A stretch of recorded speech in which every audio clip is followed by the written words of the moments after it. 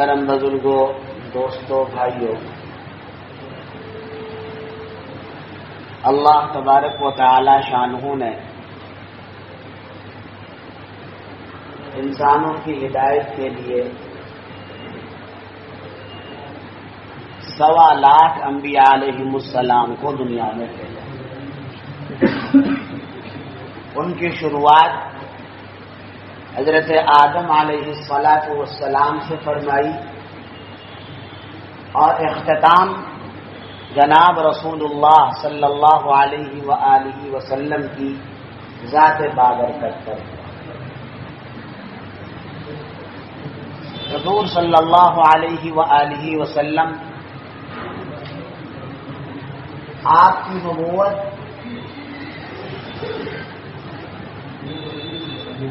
آفاقی نبوت ہے، عالمی نبوت ہے۔ مطلب یہ ہے کہ آپ کے آنے کے بعد اب نبوت کا دروازہ بند، آپ کے بعد کوئی نبی نہیں آ سکتا۔ قرآن میں اللہ نے اس کا اعلان کیا،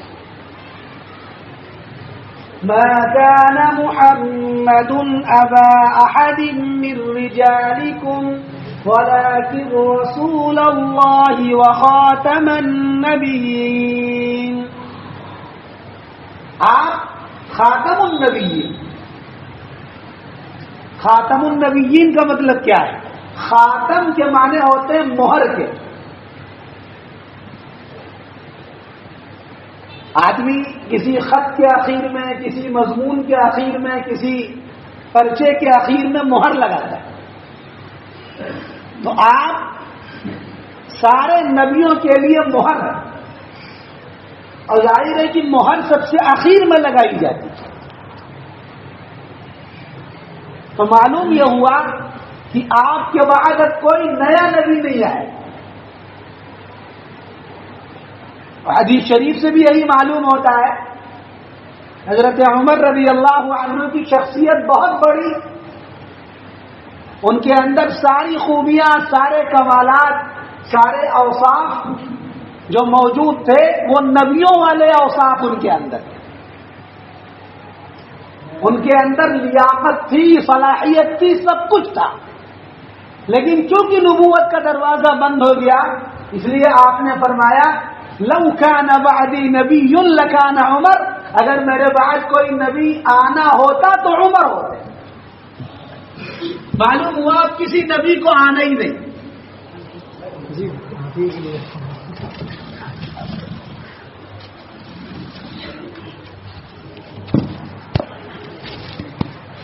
تو معلوم ہوا کسی نبی کو آنا ہی نہیں۔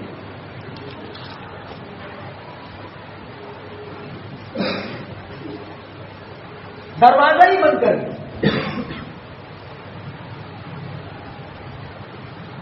اور آج حضور اکرم صلی اللہ علیہ وآلہ وسلم کی نبوت کو تقریباً 1450 سال بیت گئے، لیکن 1450 سال کے درمیان میں اور کوئی نبی نہیں ہے۔ اس وقت سے لے کر آج تک آپ ہی نبی ہیں، آپ ہی رسول ہیں امت کے، اور اخیر تک قیامت تک بھی آپ ہی رہیں گے۔ آپ کے علاوہ اور کوئی نبی اور کوئی رسول نہیں آئے، آپ ہی کی شریعت اثر۔ حدیث شریف میں آتا ہے بعثت انا والساعة كهاتين، میں اور قیامت دونوں اس طرح دونوں بنائے گئے، دونوں اس طرح پیدا کیے گئے۔ کیا مطلب؟ جس طرح ان دونوں انگلیوں کے درمیان کوئی گیپ، کوئی فاصلہ نہیں ہے، اسی طرح اللہ کے نبی کی نبوت کے بعد بس قیامت آئے گی اور کچھ نہیں۔ تو یہ تو آپ کی نبوت کا معاملہ ہے۔ قرآن کہہ رہا ہے کہ آپ خاتم النبیین، آپ کے بعد کوئی نبی نہیں آئے، اور یہ ہمارے لیے بہت بڑی سعادت کی بات ہے کہ اللہ تبارک و تعالیٰ نے بغیر کسی فرمائش کے، بغیر کسی تمنا اور دعا کے جناب رسول اللہ صلی اللہ علیہ وآلہ وسلم کی امت میں پیدا کر ہم کہنے تھوڑی نہ گئے، ہم نے نہ کوئی تمنا کی نہ کوئی دعا کی، پھر بھی اللہ نے آخری نبی کی امت میں پیدا کر دیا۔ حدیث شریف میں آتا ہے کہ قیامت میں جو جنتی ہوں گے ان جنتیوں کی 120 لائنیں ہوں گی، 120 صفحے ہوں گی۔ اس طرح کے سب بناتے ہیں نماز۔ اب اس کی لمبائی چوڑائی تو اللہ ہی کو معلوم، لیکن ان 120 صفوں میں یہ بات طے ہے کہ 2/3 صف یعنی 80 صف جناب رسول اللہ صلی اللہ علیہ وآلہ وسلم کی امت، 1,24,000 انبیاء، ایک کو چھوڑ کر بقیہ سب کی امت کی تمام صفیں 40 صف، اور ہمارے آقا کی اکیلی صف 80۔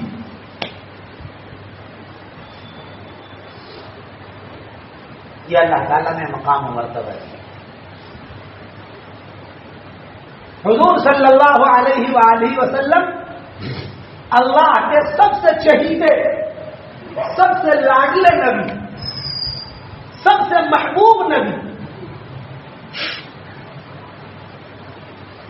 سارے نبی قابل احترام، سارے نبی عزت والے، سارے نبی مرتبے والے، لیکن جو مقام اور جو مرتبہ اللہ نے اپنے حبیب کو عطا فرمایا وہ کسی کو نہیں عطا۔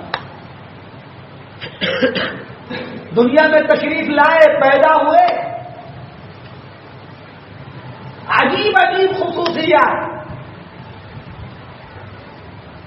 آپ دنیا میں تشریف لائے، بت کدا گر گیا، سینکڑوں سال کی جلی ہوئی آگ بجھ گئی۔ کیا مطلب؟ بتانا یہ تھا آج سے باطل طاقتوں کا زور ختم، اب صرف حق رہے گا، حق غالب رہے گا، باطل تمام مغلوب رہے گا۔ انسان دنیا میں آتا ہے، پیدا ہوتا ہے، اس کے بعد کیا کیا حالات ہیں وہ آپ سب جانتے ہیں۔ اللہ نے اپنے حبیب کو ان تمام چیزوں سے پاک پیدا کیا،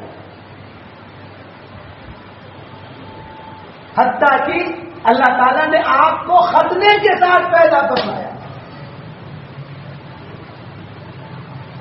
یہاں بچہ پیدا ہوتا ہے تو ختنہ کرنا پڑتا ہے، لیکن آقا مختون پیدا ہوا۔ انسان دنیا میں اپنے بچوں کے لیے کھلونے لے کے آتا ہے،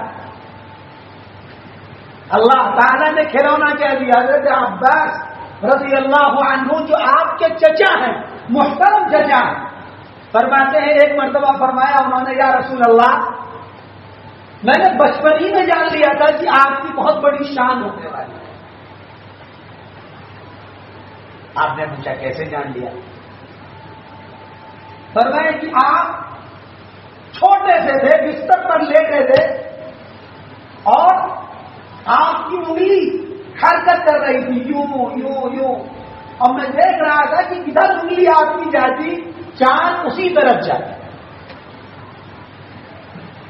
ادھر رخ تو ادھر چاند چلا گیا، ادھر رخ کیا ادھر چاند چلا گیا، ادھر رخ کیا ادھر چاند چلا گیا۔ تو آپ نے فرمایا كان القمر يناديني ويحاكيني ويمنعني من البكاء،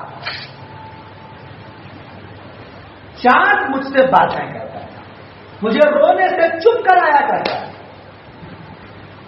انسان کھیلنے کے لیے اپنے بچوں کو بڑے مہنگے مہنگے کھلونے لا کے دیتا ہے، مگر ہے دنیا میں کوئی ایسا بچہ جسے کھیلنے کے لیے چاند ملا ہو؟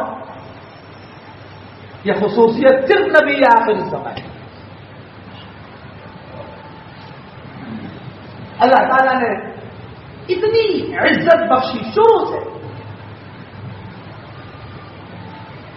حیا اور شرم اللہ تعالیٰ نے گھٹی کے اندر ڈال دیا ہے۔ بچے عام طور سے چھوٹے ہوتے ہیں ان کو شعور نہیں ہوتا. ہمارے نبی کو اللہ تعالیٰ نے بچپن سے باشعور بنایا تھا. کبھی کوئی ایسا مزاج جو بچوں میں ہوتا کھیلنے کودنے کا، لہو و لعب میں، خرافات میں جانے کا کوئی مزاج ہی نہیں تھا. ہمیشہ پاکیزہ مانگا، ہمیشہ پاکیزہ انداز میں رکھا، اور شروع سے وہ صفتیں عطا فرمائی گئی جو صفت سب سے محبوب اور سب سے زیادہ معتمد کو ملتی ہے. امانت، سچائی، ایمانداری، صداقت سب شروع سے آپ کو مل گئی.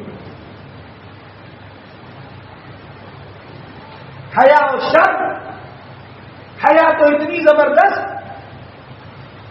کتابوں میں لکھا ہوا ہے کہ بیت اللہ شریف تعمیر ہو رہا تھا، کچھ اس کے اندر دراڑیں آ گئی تھی، دوبارہ اس کی تعمیر ہو رہی تھی. حضور صلی اللہ علیہ وآلہ وسلم تمام لوگوں کے ساتھ پتھر ڈھو رہے تھے اس کے لیے. سب لوگ لا رہے تھے، آپ بھی لا رہے تھے. آپ کا خوبصورت سا بدن، خوبصورت سا جسم، پتھر یہاں رکھتے رکھتے نشان پڑ گئے. چچا نے دیکھا کہ نشان پڑ گئے، بدن پر لنگی بندھی تھی، چادر بندھی تھی. ابھی چھوٹا سا بچہ، ابھی حیا و شرم کیا ہے. اور ویسے بھی عربوں میں ہر قسم کی جاہلیت تھی اس زمانے میں، حتیٰ کہ طواف بھی ننگے کرتے تھے. حدیث شریف ہے.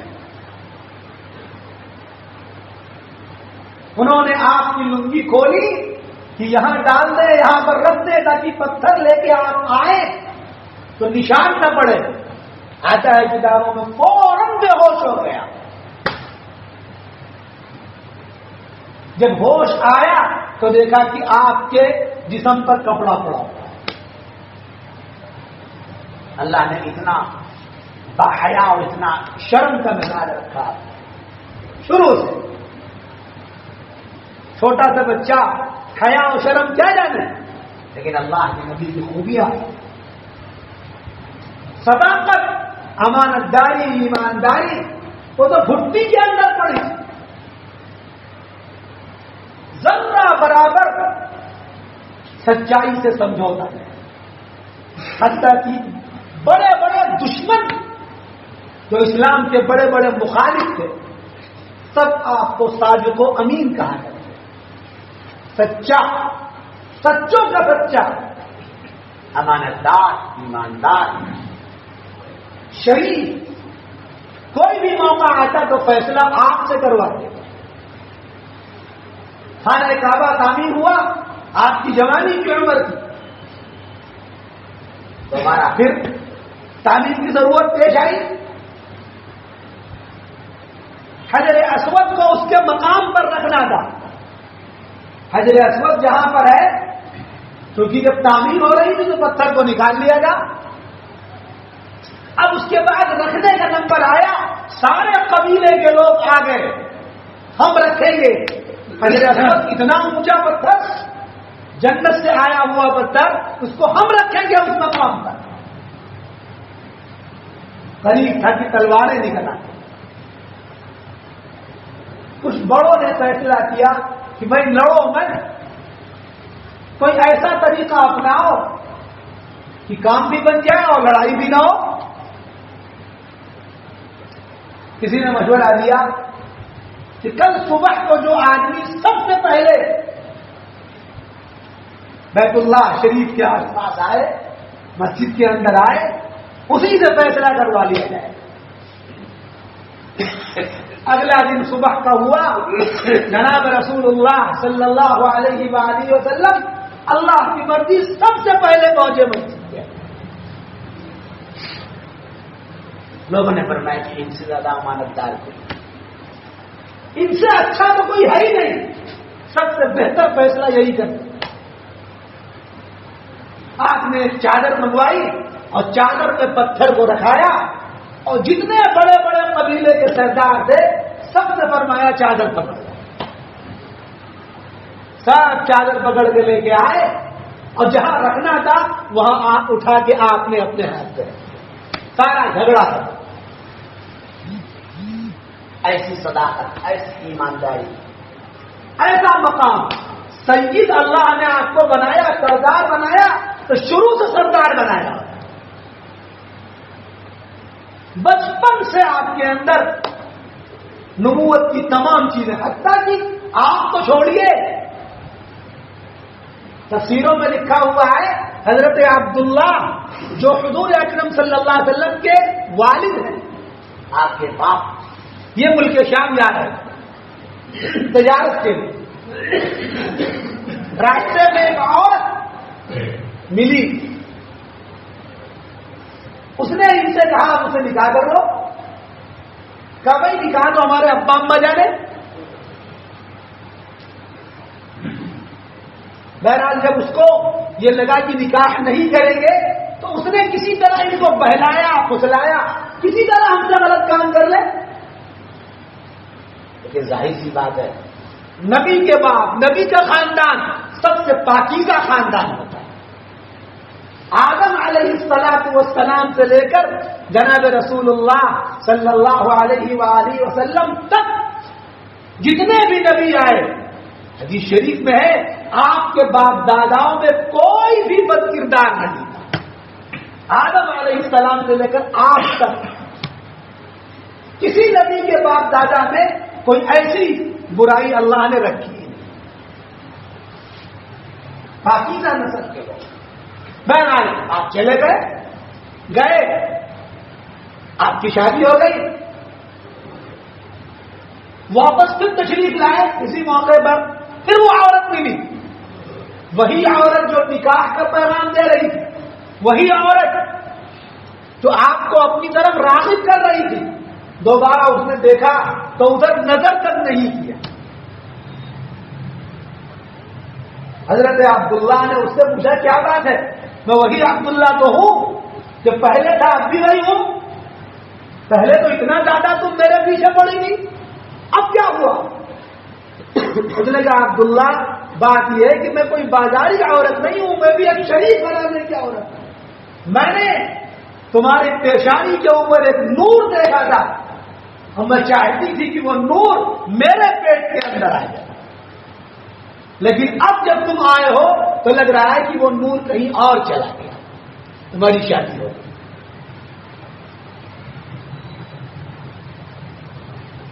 تو نبی کی تو بات چھوڑیے، نبی کے باپ کے اندر وہ نور موجود، ایسا نہیں. حدیث شریف میں آتا ہے اللہ کے حبیب صلی اللہ علیہ وسلم تجارت کے لیے گئے یا کسی موقع پر سفر پر گئے پتا کے ساتھ، راستے میں بڑے بڑے پادری عیسائی مذہب کے لوگ انہوں نے دیکھا تو آپ کو ایک نظر میں پہچان لیا کہ یہ نبی آخر سے. اتنے اوصاف و کمالات، چہرے کی شرافت، چہرے کا نور، چہرے کا چمکنا، یہ سب اتنا زیادہ تھا آپ کے اندر کہ دور سے دیکھنے والا آپ کو پہچان لے. ہر قسم کی تمام خوبیاں اللہ نے دکھا دی، حسن و جمال، کمال، تمام چیزیں. حسن تو اس طرح کا حدیث شریف میں آتا ہے، حضرت جابر رضی اللہ عنہ فرماتے ہیں کہ ایک مرتبہ مسجد نبوی کے اندر ہم بیٹھے تھے، 14ویں رات کا چاند نکلا ہوا تھا اوپر، ہم اللہ کے حبیب کے ساتھ بیٹھے ہوئے، آپ کے بدن مبارک پر بھاری دار چادر. فرماتے ہیں کہ اچانک میری نگاہ چاند کی طرف گئی تو میں نے دیکھا کہ چاند بہت چمک رہا ہے. پھر میں نے اپنے آقا کو دیکھا، بار بار کبھی میں چاند کو دیکھتا، کبھی آقا کو دیکھتا، کبھی چاند کو، کبھی آقا کو. کون زیادہ خوبصورت، میں اس کا فیصلہ نہیں کر پا رہا. آخر میں مجھے کہنا پڑا فَإِذَا هُوَ عِنْدِي أَحْسَنُ مِنَ الْقَمَرِ، وہ تو میرے نزدیک چاند سے بھی زیادہ حسین و خوبصورت. ایسا مقدس ہے، جس کی خوبصورتی، جس کے کمالات، جس کے اوصاف ایسے ہیں. اللہ تعالیٰ نے ایسے نبی کی امت میں ہمیں اور آپ کو. یہ ہمارے آپ کے لیے سعادت کی بات ہے. جس نبی کی امت میں آنے کے لیے انبیاء ترستے تھے، عیسیٰ، موسیٰ، بڑے بڑے نبی. حضرت عیسیٰ علیہ السلام کو تو موقع مل گیا، وہ تو آخر میں آئیں گے آپ کی نبوت میں، اور کسی نبی کو یہ موقع نہیں. اللہ نے اس نبی کی امت میں ہمیں اور آپ کو پیدا کیا جو سارے نبیوں کا امام ہے، سارے رسولوں کا امام. اللہ کے بعد اگر کوئی ہے تو آپ، بعد از خدا بزرگ کوئی قصہ مختصر. اللہ کے بعد اگر کوئی ہے تو آپ کی ذات. اس نبی کی امت میں اللہ نے ہمیں اور آپ کو پیدا کیا، اور وہ نبی، اس کی تعلیمات کیسی ہے؟ دنیا کا کوئی بھی مذہب اسلام سے زیادہ پاکیزہ ہے ہی نہیں. کوئی بھی مذہب. یہ میں اس لیے نہیں کہہ رہا ہوں کہ میں نے کتابوں کو پڑھا ہے، بلکہ جو دیگر مذہب والوں کو ان کی تعلیمات کو دیکھا اور پڑھا ہے، اس کے تناظر میں جو مقابلہ کیا ہے، اس مقابلے کی بنا پر یہ بات ہے. اسلام سے زیادہ پاکیزہ مذہب ہے وہ مذہب جو پیشاب پاخانے کا طریقہ بتائے، وہ مذہب جو کپڑے پہننے کا طریقہ بتائے، وہ مذہب جو چپل اور جوتا پہننے کا طریقہ بتائے، وہ مذہب جو کپڑا اتارنے کا، چپل جوتا اتارنے کا طریقہ بتائے، وہ مذہب جو کھانا کھانے کا طریقہ بتائے، وہ مذہب جو بیماریوں سے بچنے کا طریقہ بتائے، اس سے اچھا مذہب کیا ہو سکتا ہے؟ ہمارے یہاں شروع سے ختنہ ہوتا ہے. آپ جائیے پتہ کیجئے امریکہ کے اندر آج عیسائی بڑے بڑے ان کے جوان ادھیڑ عمر کے لوگ آج جو ختنے کروا رہے ہیں. کیوں؟ ایڈز سے بچاؤ کا سب سے بہتر طریقہ ان کے لیے. اور اسلام نے ہمیں یہ پاکیزہ چیز بچپن ہی میں دے دی. بچپن میں ہمارے یہاں تو اس کا نام ہی مسلمانی، کہ اس کے بغیر آدمی مسلمان ہی نہیں ہوگا. کتنی عجیب بات. ایسا پاکیزہ مذہب، ایسا پاکیزہ مذہب جو زندگی گزارنے کے تمام طریقے بتائے، دنیا میں ایسا کوئی مذہب نہیں. حدیث شریف میں فرمایا گیا آج کل کے زمانے میں تو لائٹیں ہوتی ہیں، پہلے زمانے میں چراغ ہوتے تھے، لالٹین ہوتی تھی. حدیث شریف میں کہا گیا جب سونے لگو تو چراغ کو بجھا دو. حالانکہ اس کا کوئی تعلق مذہب سے نہیں، مگر اسلام کی تربیت دیکھیے. کیوں؟ ہو سکتا ہے کوئی جانور آ جائے، چوہا آ جائے، بلی آ جائے، وہ آپ کے چراغ کو گرا دے، گھر میں آگ لگ جائے. یہ اسلام سے کہہ رہا ہے دنیا میں کوئی ایسا مذہب؟ اسلام بتا رہا ہے ایسی کوئی چھت ہو جو بغیر چہار دیواری کے ہو، بغیر باؤنڈری کے ہو، پر میں اس پر مت سو. اسلام بتا رہا ہے. کیوں؟ ہو سکتا ہے کہ آدمی کوئی نیند میں چلنے لگے، ایسا ہوتا ہے.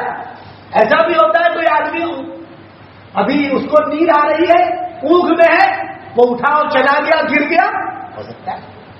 اسلام بتا رہا ہے یہ پاکیزہ کام اسلام بتا رہا ہے، کوئی اور نہیں ہوتا. دنیا کا کوئی مذہب یہ چیز نہیں بتا رہا.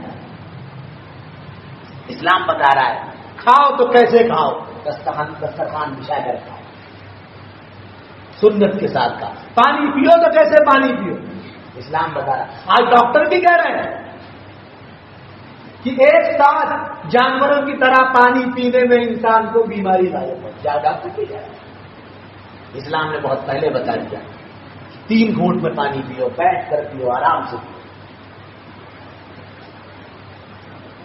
اسلام فرمایا اگر کوئی گرم چیز پی رہا تو پھونک مت مارو برتن کے اندر. آج میڈیکل سائنس بھی کہہ رہی ہے کہ آپ اگر پھونک مارتے ہیں تو آپ کے بدن سے، منہ سے جراثیم نکلتے ہیں جو اس کے اندر جاتے ہیں، اور وہ جراثیم پھر آپ کے اندر آتے ہیں، آپ کو نقصان ہوتا ہے.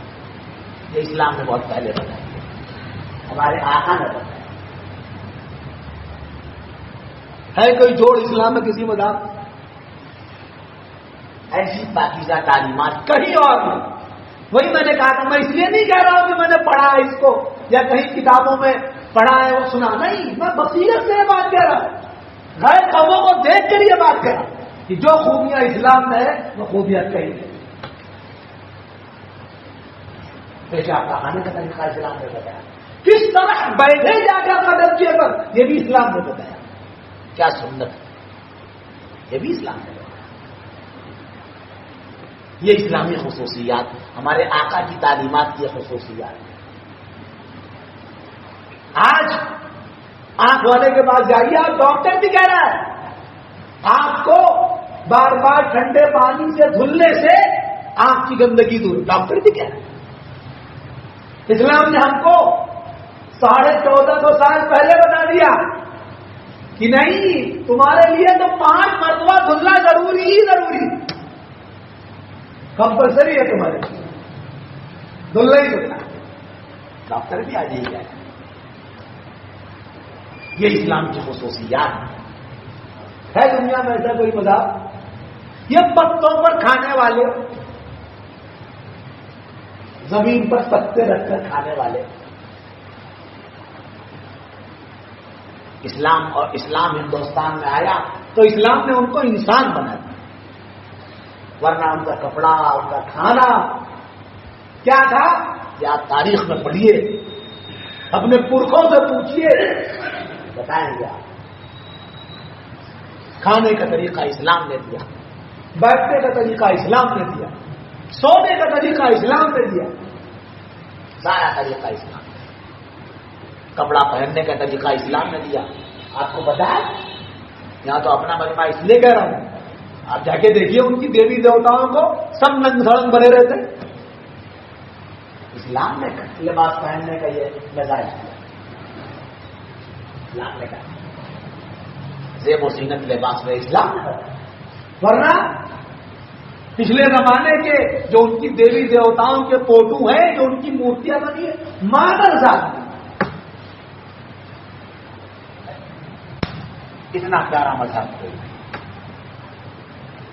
لہذا اپنے مذہب کی قدر کیجیے، اس پر شکر ادا کیجیے، اور جو تعلیمات اللہ اور رسول کی ہے اس کے مطابق عمل کیجیے. اور کسی اور مذہب سے امپریس ہونے کی ضرورت نہیں، مغلوب ہونے کی ضرورت نہیں. ہم سے اچھا مذہب کس کا ہے؟ ایک بات میں آپ کو بتاؤں، بہت دیر کیسے کرنا ہے؟ کہاں گئے اکادرین لوگ؟ کتنے دیر کرنا ہے؟ 10 منٹ اور 10 منٹ اور جا رہے ہیں. ایک واقعہ میں بتاؤں گا. یورپ میں ایک کتاب میں میرا ایک میگزین میں ایک واقعہ تھا. ایک ہاسٹل تھا، ایک مسلم بچہ پاکستان سے وہاں گیا پڑھنے کے لیے. تو ہاسٹل میں تو آپ جانتے ہیں کہ سسٹم ہوتا ہے لانڈری کا، کپڑے دھلائے جاتے ہیں، کپڑے دھل کے آتے ہیں، لوگ لے کے جاتے ہیں، کیونکہ پیسے اس کے اندر جڑے ہوئے ہوتے ہیں، ساری چیز اس کو. تو جو وارڈن تھی وہ کپڑے لے کے جاتی تھی. اس نے اس مسلم بچی سے پوچھا، یہ بتاؤ کیا تم کپڑے دھل کے ہم کو دیتے ہو دوبارہ دھلنے کے لیے؟ کوئی دھل کر ہم جو دیں گے، اگر دھلنا ہوتا ہمیں تو کیوں دیتے آپ کو ہم دھلنے کے لیے؟ کیا نہیں باقی بتاؤ وجہ. کیا وجہ یہ ہے، جتنے کپڑے میں لے کے جاتی ہوں سارے کپڑوں کے اندر سے عجیب بدبو ہے، اور تمہارے کپڑے میں کبھی بدبو ہی نہیں آئی. کیا ماجرا؟ تو اس نے بتایا کہ دیکھیے ہمارا مذہب سکھاتا ہے پیشاب کرنے جاؤ تو پانی دے. پیشاب ناپاک ہے ہمارے، اگر قطرہ ہمارے کپڑے میں لگا رہ گیا تو ہماری نماز نہیں ہوگی، ہم ناپاک ہو جائیں. لہٰذا ہم جب بھی جاتے ہیں واش روم پانی کا استعمال کرتے ہیں. یہ نظافت اعلیٰ درجے کی نظافت ہے. یہی وجہ ہے کہ تمہارا کپڑا ذرہ برابر اس میں اسمیل نہیں آتی، بدبو نہیں آتی، بقیہ سارے ختم ہو جاتے ہیں۔ ارے بس اوقات ٹرینوں میں بسوں میں دیکھیے، آپ کے بغل کوئی بیٹھ جائے، کوئی ایسا آدمی جو ناپاک قسم کا آدمی، تو گھن آتی ہے پھر بدبو میں، بس اوقات ایسا ہوتا ہے۔